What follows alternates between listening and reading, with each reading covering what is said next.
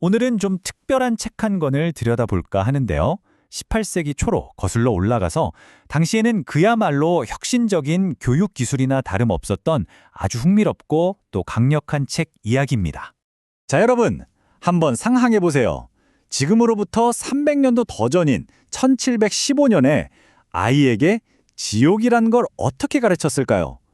이 질문 하나만으로도 당시 아동 교육이라는 게 얼마나 중요하고 또 심각한 문제였는지 짐작이 가시죠? 그 답이 바로 이겁니다. 정말 놀랍지 않나요? 이 구절을 보면 당시 아이들에게 얼마나 직접적이고 좀 무시무시하게 가르쳤는지 바로 느껴지죠? 돌려 말하는 법이 없어요. 이 책의 이름이 바로 신성하고 도덕적인 노래들입니다. 여기서 진짜 중요한 건요, 그 당시에는 어린이를 위해서 따로 종교 자료를 만든다는 생각 자체가 정말 획기적이었다는 거예요. 자, 그럼 이 대단한 책을 쓴 사람은 대체 누구일까요? 바로 아이작 와츠라는 사람입니다. 이분을 그냥 작가라고만 볼 수는 없고요. 당시 아동 교육에 있던 커다란 빈틈을 보고 그걸 채우려고 했던, 말하자면 혁신가였던 거죠.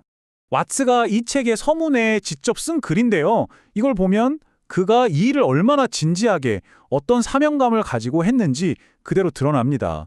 미래 세대가 여러분 손에 달려있다는 거잖아요. 왓츠가 봤던 문제는 아주 명확했어요. 아이들의 마음을 그대로 비워두면 당시 유행하던 해롭고 위험한 노래들 같은 걸로 채워질 거라는 걱정이었죠. 한마디로 좋은 걸로 채워주지 않으면 나쁜 게 들어온다는 거였어요. 그래서 왓츠가 내놓은 해결책이 정말 기가 막힙니다. 바로 노래의 힘, 그러니까 시와 음악을 사용하는 거였어요. 이걸로 복잡한 개념들을 아이들 머릿속에 그리고 마음속에 그냥 콕 박히게 만들자는 거였죠. 왓츠는 이게 왜 효과적인지에 대해서도 서문에 아주 체계적으로 설명을 해놨어요. 진짜 흥미로운 부분인데요. 첫째, 노래로 배우면 공부가 아니라 놀이가 된다. 둘째, 운율이 있으니 기억이 훨씬 오래 간다.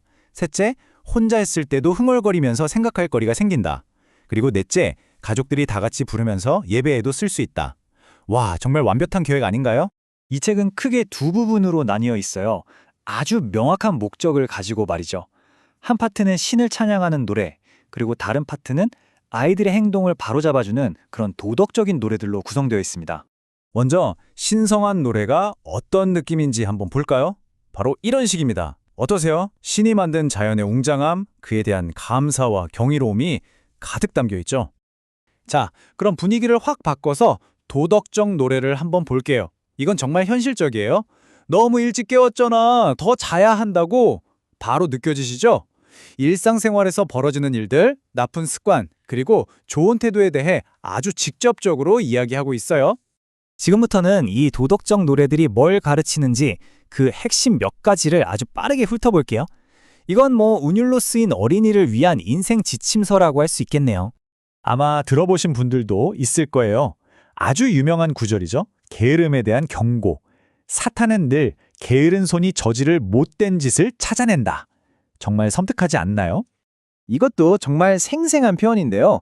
친구랑 싸우는 아이들에게 이렇게 말하는 거예요. 너희 작은 손은 서로 눈이나 찌르라고 있는 게 아니란다. 굉장히 직설적이죠? 거짓말에 대한 벌은 와, 정말 상상 이상입니다. 모든 거짓말쟁이는 유황과 불이 타는 호수에서 자기 몫을 받게 될 거라고요. 아이들한테 하는 말이라고는 믿기지 않을 정도예요. 그리고 이 도덕 교훈 시리즈의 대미를 장식하는 아마 가장 충격적인 경고일 겁니다. 부모님께 불순종하면 어떻게 되느냐? 까마귀가 그 눈을 파먹고 독수리가 먹어치울 거라고 합니다. 이걸 보면 당시 부모님에 대한 순종이 얼마나 절대적인 가치였는지 알 수 있습니다. 자, 그럼 이제 마무리를 해볼 시간인데요.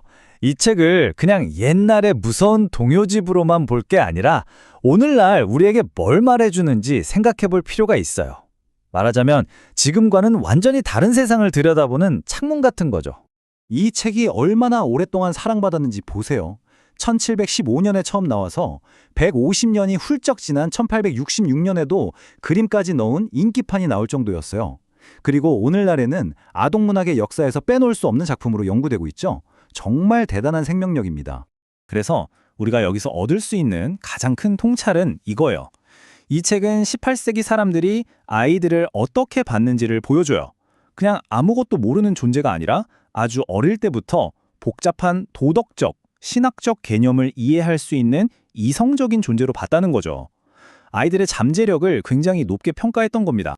자, 마지막으로 여러분께 이 질문을 한번 던져보고 싶어요. 만약 이 노래들이 그 시대 아이들의 인격을 만드는 도구였다면 과연 오늘날 우리 아이들을 위한 도구는 무엇일까요? 이 질문을 곱씹어 보면서 오늘 이야기를 마무리하겠습니다.